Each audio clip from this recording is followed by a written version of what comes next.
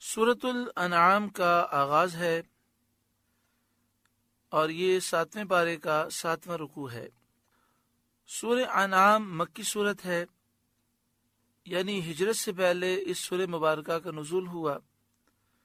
قرآن پاک کی ترتیب کے اعتبار سے اس کا نمبر 6 ہے اور قرآن پاک نازل ہونے کے اعتبار سے اس کا نمبر 55 ہے۔ اس میں 165 آیات ہیں اور 20 رکوع ہیں۔ اس میں 3100 کلمے ہیں، 12935 حروف ہیں۔ حضرت عبداللہ بن عباس رضی اللہ تعالی عنہما نے فرمایا، یہ پوری سورت ایک ہی رات میں مکہ مکرمہ میں نازل ہوئی اور اس کے ساتھ 70,000 فرشتے آئے جن سے آسمانوں کے کنارے بھر گئے۔ یہ بھی ایک روایت میں ہے کہ وہ فرشتے تسبیح و تقدیس کرتے آئے اور سید عالم صلی اللہ علیہ وآلہ وسلم سبحان ربی العظیم فرماتے ہوئے سر بسجود ہوئے، یعنی آپ سبحان ربی العظیم فرماتے ہوئے سجدے میں تشریف لے گئے۔ انعام مویشیوں کو کہتے ہیں، جانوروں کو کہتے ہیں۔ اس سورہ مبارکہ میں ان جانوروں کا ذکر ہے جنہیں کفار اپنی مرضی سے حرام کہتے ہیں۔ تو اس سورہ مبارکہ میں کافروں کی اس حرکت کا رد ہے کہ کوئی بھی شخص کسی چیز کو حرام کہے تو اس کے لیے ثبوت ضروری ہے۔ جب اللہ تعالیٰ نے کسی چیز کو حرام قرار نہیں دیا تو اپنی مرضی سے کسی چیز کو حرام کہنا یہ اللہ تعالیٰ پر جھوٹ باندھنا ہے۔ اور اس سورہ مبارکہ میں یہ مسئلہ بیان کیا گیا کہ جس چیز کو شریعت نے حرام نہیں کہا وہ حلال ہے، وہ جائز ہے، اسے حرام کہنا یہ گناہ ہے۔ بسم اللہ الرحمن الرحیم، اللہ کے نام سے شروع جو بڑا مہربان رحم والا۔ الحمد للہ الذی خلق السماوات والارض، سب خوبیاں اللہ کے لیے ہیں جس نے آسمان اور زمین بنائے۔ حضرت کعب احبار رضی اللہ تعالی عنہ نے فرمایا، توریت میں سب سے اول یہی آیت ہے۔ اس آیت میں بندوں کو شان استغنا کے ساتھ حمد کی تعلیم فرمائی گئی۔ آسمان و زمین کی پیدائش کا ذکر اس لیے ہے کہ آسمان و زمین میں دیکھنے والوں کے لیے قدرت کے بہت عجائب ہیں اور حکمت کے بہت غرائب ہیں۔ اس میں بے شمار عبرتیں ہیں اور منافع ہیں۔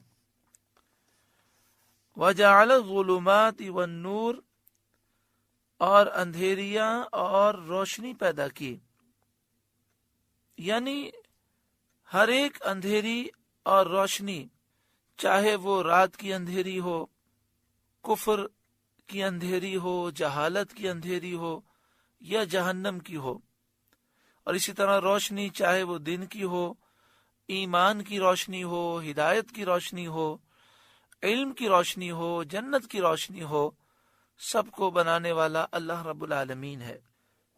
یہاں آپ غور کریں، فرمایا وَجَعَلَ الظُّلُمَاتِ، اندھیروں کے لیے صیغہ جمع کا ذکر فرمایا گیا، ظلمات، والنور، اور نور کا ذکر واحد کے صیغے کے ساتھ کیا گیا۔ ظلمات کو جمع اور نور کو واحد کے صیغے سے ذکر فرمانے میں اس طرف اشارہ ہے کہ باطل کے راستے بہت کثیر ہیں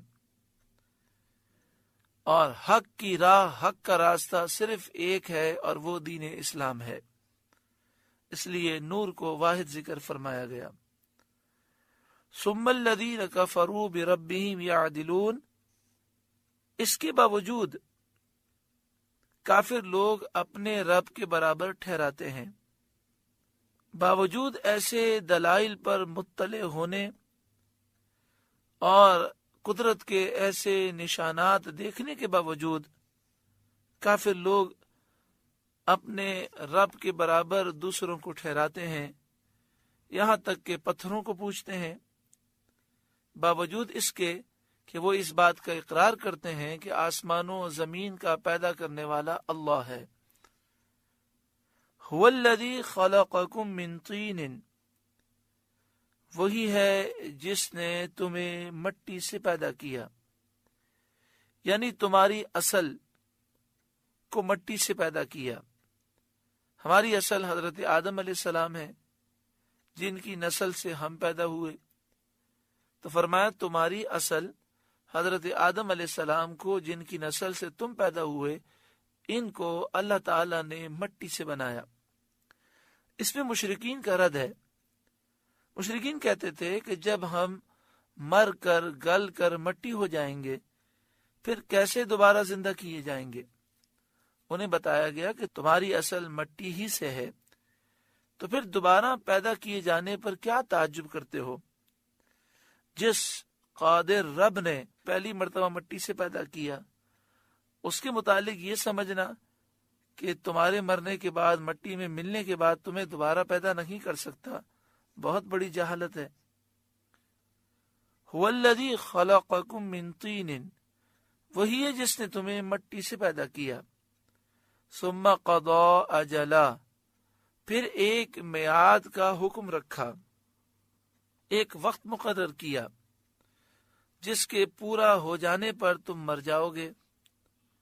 اللہ اکبر، کتنا پیارا درس ہے، اور کیسی آیت دل کی دنیا بدلنے والی ہے۔ ہم پیدا ہوئے ایک مخصوص وقت لے کر، اس میں سے اکثر حصہ ہم گزار چکے، اب نہ جانے کتنے لمحات باقی ہیں۔ جتنا بھی صحت کا خیال رکھیں، جتنے بھی حفاظتی اقدام کر لیں، جو آخری دن موت کا لکھا ہے اس دن موت ضرور آنی ہے، اور جو رات قبر میں گزرنی ہے وہ رات قبر ہی میں گزرنی ہے۔ عقل مند دانا سمجھدار وہی ہے جو گناہوں سے سچی پکی توبہ کرے اور پاکیزہ زندگی کی طرف آ جائے۔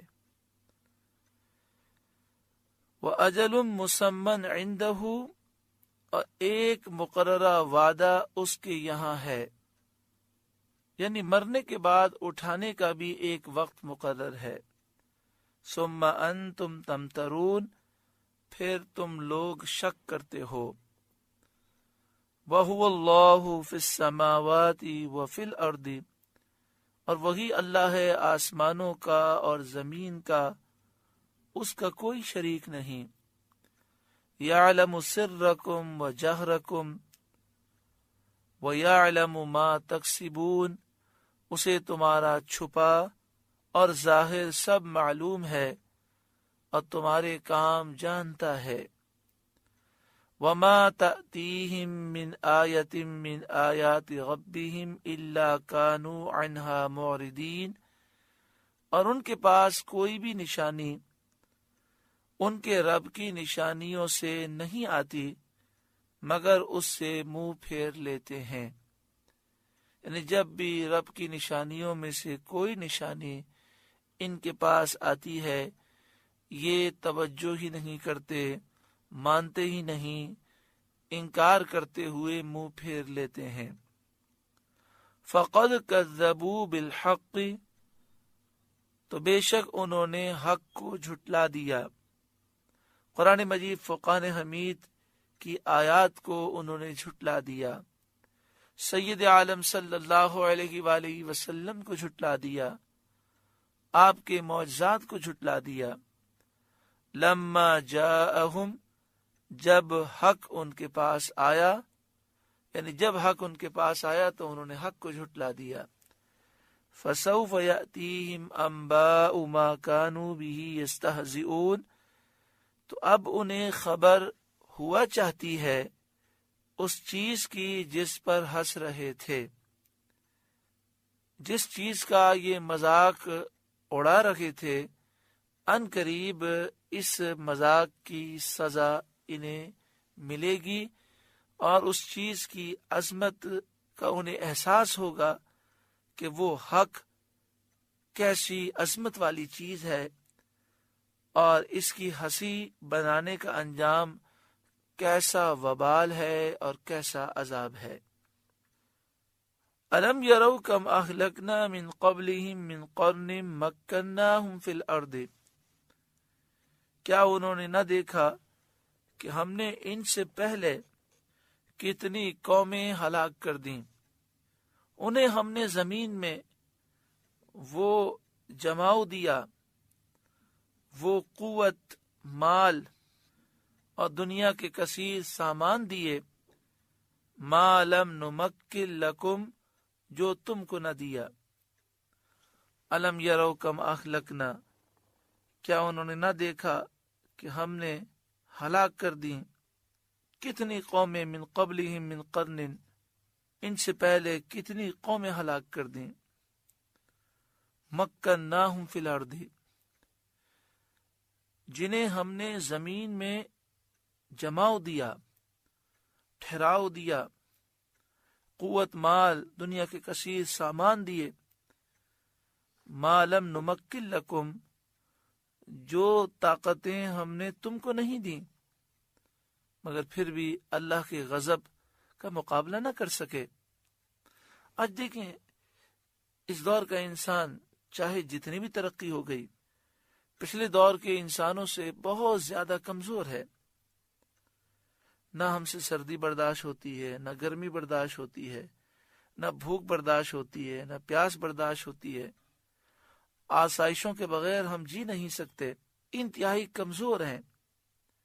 پہلے زمانے کے لوگوں کی عمریں بھی طویل ہوتی تھیں، قد بھی طویل ہوتے تھے، ان کی غذا بھی خالص ہوتی تھی اور وہ بہت طاقتیں رکھتے تھے، مگر اللہ رب العالمین کا جب عذاب آیا تو وہ ہلاک و برباد ہو گئے۔ تو ہم کس طاقت پر غرور کرتے ہیں؟ وَأَرْسَلْنَا السَّمَاءَ عَلَيْهِمْ مِدْرَارًا، اور ہم نے ان پر موسلا دار پانی بھیجا جس سے کھیتیاں اور باغ شاداب ہو گئے۔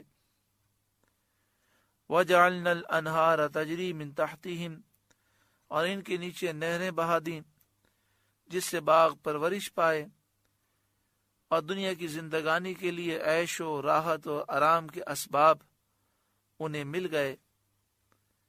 فَأَهْلَكْنَاهُمْ بِذُنُوبِهِمْ، انہیں ہم نے ان کے گناہوں کے سبب ہلاک کیا۔ اس جملے پر ہم غور کریں، فَأَهْلَكْنَاهُمْ بِذُنُوبِهِمْ، ہم نے ان کے گناہوں کے سبب ہلاک کیا۔ گناہ ہوتا ہے، گناہ انسان کو نقصان دیتا ہے، گناہ کی اپنی نحوستیں ہوتی ہیں۔ جو شخص گناہ کرے اور وہ دعویٰ کرے کہ میں نے حقیقی سکون پا لیا، تو دو باتوں میں سے ایک بات ہے، یا تو وہ جھوٹ بول رہا ہے یا وہ اپنے حساب سے صحیح کہہ رہا ہے، لیکن اسے پتہ ہی نہیں ہے کہ حقیقی سکون کیا ہوتا ہے۔ کبھی حقیقی سکون اس نے دیکھا ہی نہیں ہے۔ یا تو ایک صورت یہ ہے کہ حقیقی سکون اسے معلوم نہیں، اس لیے بے سکونی کو وہ سکون سمجھ رہا ہے، یا پھر یہ کہ وہ جانتا ہے کہ میں بے سکون ہوں، حقیقی سکون مجھے میسر نہیں، لیکن لوگوں کے سامنے اپنی بات کو رکھنے کے لیے جھوٹ بول رہا ہے۔ یہ ایک حقیقت ہے کہ گناہ انسان کے سکون کو برباد کر دیتا ہے۔ گناہ کرنے سے ہر چیز سے برکت چلی جاتی ہے۔ جب انسان متقی پرہیزگار ہوتا ہے تو پانی میں بھی برکت ہے، کھانے میں بھی روحانیت ہے، بستر پر بھی چین ہے، ظاہر میں بھی چین ہے، باطن میں بھی چین ہے۔ اللہ تعالی ہمیں عمل کی توفیق عطا فرمائے۔ بڑا افسوس ہوتا ہے، اب لوگ گناہ کو گناہ بھی نہیں سمجھتے۔ ہمارے ایک عزیز ہیں، اللہ انہیں جزائے خیر عطا فرمائے، انہوں نے توجہ دلائی کہ کافروں کے جو تہوار ہوتے ہیں، ان تہواروں پر کافروں کو ہمارے مسلمان بھائی مبارکباد دیتے ہیں، حالانکہ شرعی طور پر انہیں مبارکباد دینا منع ہے۔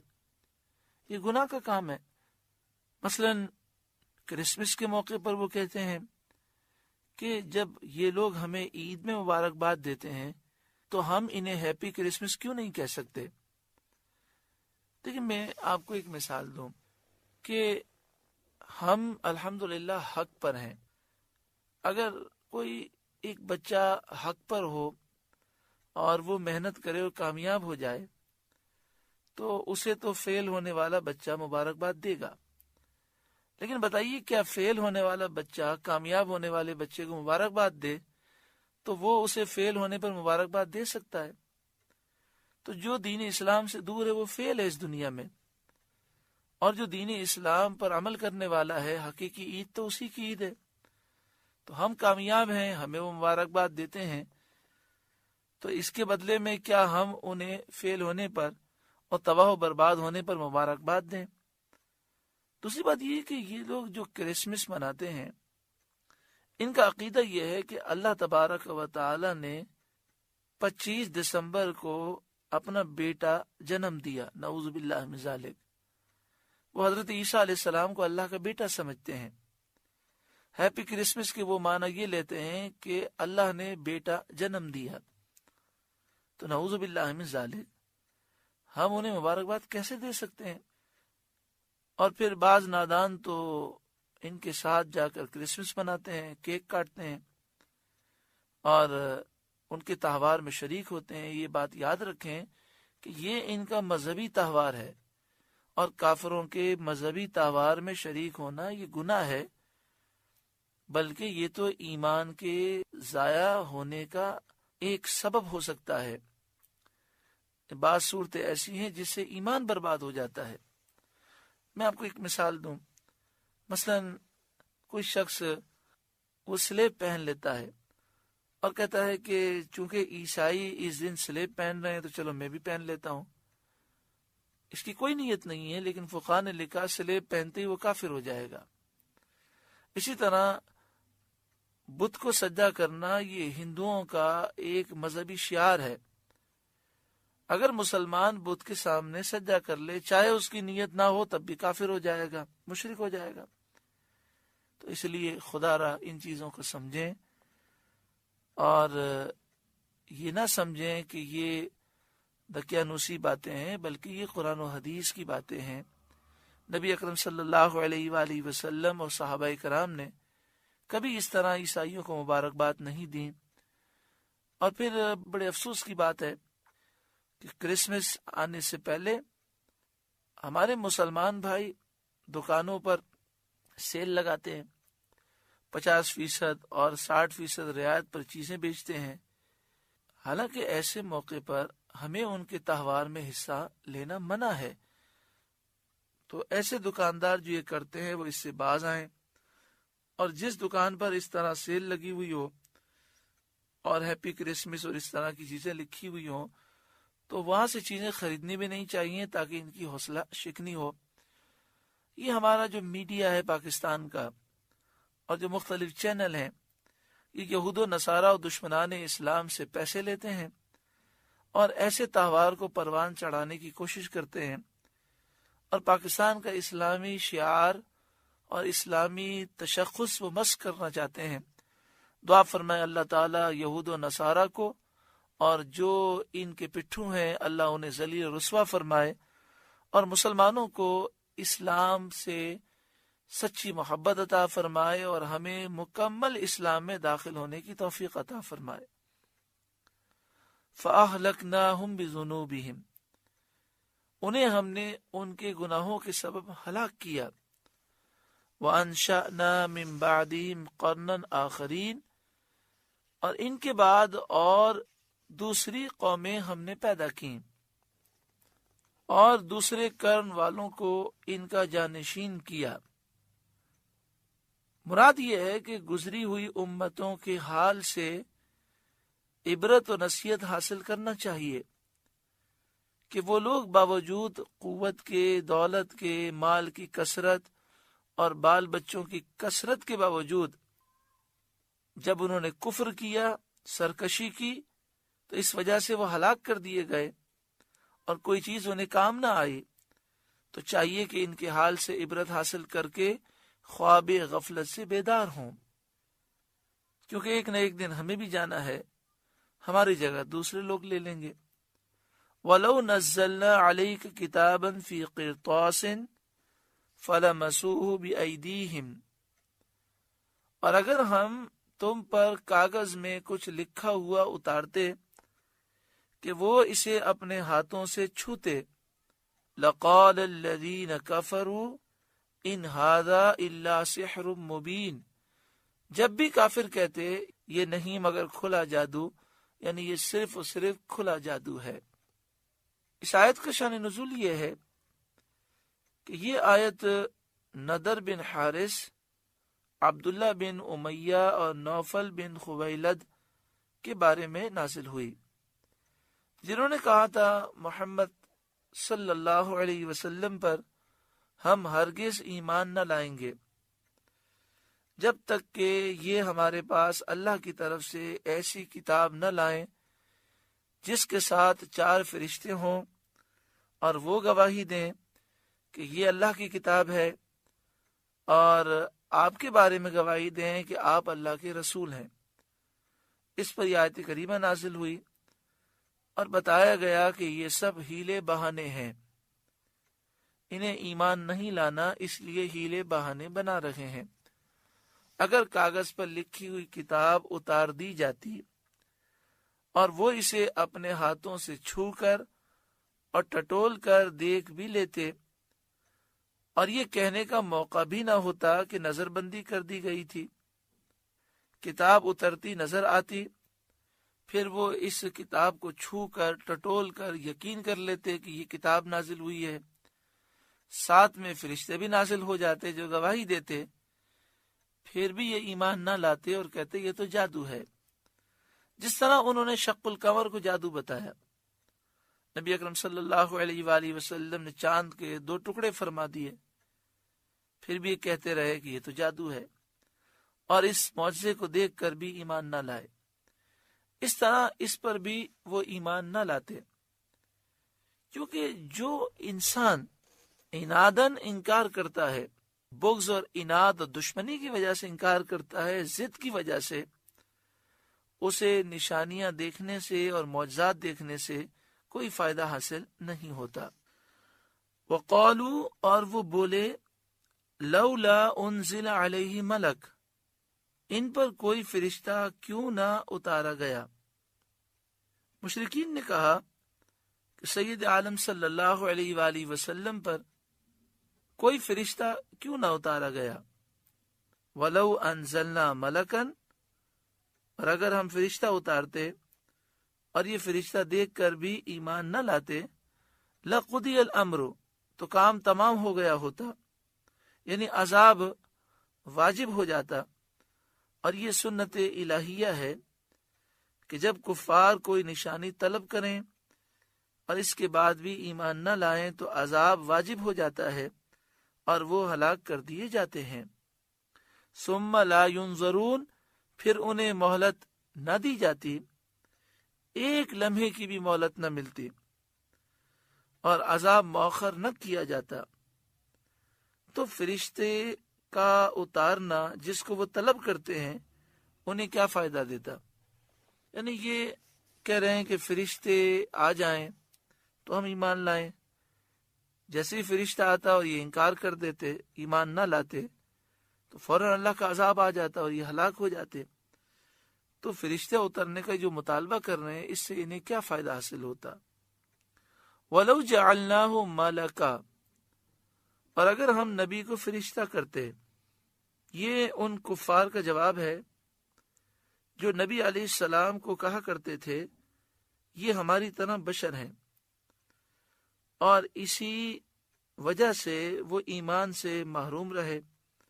انہیں انسانوں میں سے رسول مبعوث فرمانے کی حکمت بتائی جاتی ہے کہ انسانوں کو رسول کیوں بنایا گیا، کیونکہ ان کے منتفع ہونے اور تعلیم نبی سے فیض اٹھانے کی یہی صورت ہے کہ نبی صورت بشری میں جلوہ گر ہو۔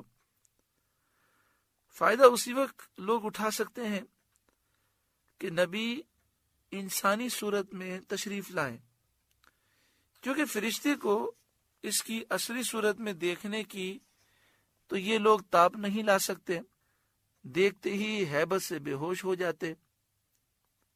فرشتے کو اگر اصلی صورت میں بھیج دیا جاتا تو یہ لوگ دیکھ نہ سکتے، یا تو دیکھتے ہی ہیبت سے بے ہوش ہو جاتے یا مر جاتے۔ اس لیے اگر بالفرض رسول فرشتہ ہی بنایا جاتا، وَلَوْ جَعَلْنَاهُ مَلَكًا، اور اگر ہم نبی کو فرشتہ کرتے، لَجَعَلْنَاهُ رَجُلًا، جب بھی اسے مرد ہی بناتے، اور وہ انسانی صورت ہی میں آتے تاکہ یہ لوگ نبی کو دیکھ سکیں، اس کا کلام سن سکیں، ان سے دین کے احکام معلوم کر سکیں۔ لیکن اگر فرشتہ بشری صورت میں آتا تو انہیں پھر وہی کہنے کا موقع رہتا کہ یہ بشر ہے، تو فرشتے کو نبی بنانے کا کیا فائدہ ہوتا؟ وَلَلَبَسْنَا عَلَيْهِمْ مَا يَلْبِسُونَ، اور ان پر وہی شبہ رکھتے جس میں اب پڑے ہیں۔ خلاصہ کلام یہ ہوا کہ یہ فرشتے کو اصلی حالت میں دیکھ نہیں سکتے۔ اگر فرشتوں میں سے نبی بنائے جاتے، فرشتے نبی بن کر آتے تو انسانی شکل میں آتے، مرد کی شکل میں آتے، پھر بھی یہ وہی بات کرتے کہ یہ تو ہمارے جیسے مرد ہیں، لہذا ہم ان پر کیوں ایمان لائیں۔ وَلَقَدِ اسْتُهْزِئَ بِرُسُلٍ مِّن قَبْلِكَ، اور ضرور اے محبوب آپ سے پہلے رسولوں کے ساتھ بھی ٹھٹا کیا گیا۔ فَحَاقَ بِالَّذِينَ سَخِرُوا مِنْهُمْ مَا كَانُوا بِهِ يَسْتَهْزِئُونَ، تو وہ جو ان سے ہنستے تھے ان کی ہنسی انہی کو لے بیٹھی، یعنی وہ لوگ عذاب میں مبتلا ہوئے۔ اس میں نبی اکرم صلی اللہ علیہ وآلہ وسلم کی تسکین خاطر ہے کہ آپ رنجیدہ نہ ہوں۔ پہلے انبیاء کے ساتھ بھی کافروں کا یہی طریقہ رہا ہے، اور اس کا وبال ان کفار کو اٹھانا پڑا ہے۔ اس میں مشرکین کو تنبیہ بھی ہے کہ پچھلی امتوں کے حال سے عبرت حاصل کریں اور انبیاء کا ادب کریں، تاکہ پہلوں کی طرح تم بھی برباد نہ ہو جاؤ۔ تو یہاں فرمایا فَحَاقَ بِالَّذِينَ سَخِرُوا مِنْهُمْ مَا كَانُوا بِهِ يَسْتَهْزِئُونَ، جس عذاب کا وہ مذاق اڑاتے تھے اسی عذاب نے انہیں گھیر لیا، تو وہ جو ان سے ہنستے تھے ان کی ہنسی انہی کو لے بیٹھی، اس ہنسنے نے ہی انہیں تباہ و برباد کر دیا۔ جب ہم کافروں کے احوال سنتے ہیں تو دل میں یہ خیال آتا ہے کہ واقعی یہ کافر بڑے نادان تھے۔ اگر یہ حضور پر ایمان لے آتے تو دنیا بھی سنور جاتی اور آخرت بھی سنور جاتی۔ کفر اختیار کرنے کی وجہ سے وہ تباہ و برباد ہوئے۔